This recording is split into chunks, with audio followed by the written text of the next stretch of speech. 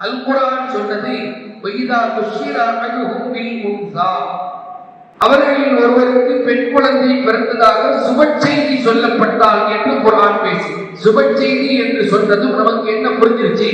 பெண்கள் வாழ தகுதி உள்ளவர்கள், அவர்கள் பிறப்பது பரக்கத்து, அவர்கள் நமக்கு கண்குளிர்ச்சி என்றெல்லாம் அல்லாஹ் தஆலா அந்த வசனத்தின் வழியாக நமக்கு சொல்லிவிட்டான்.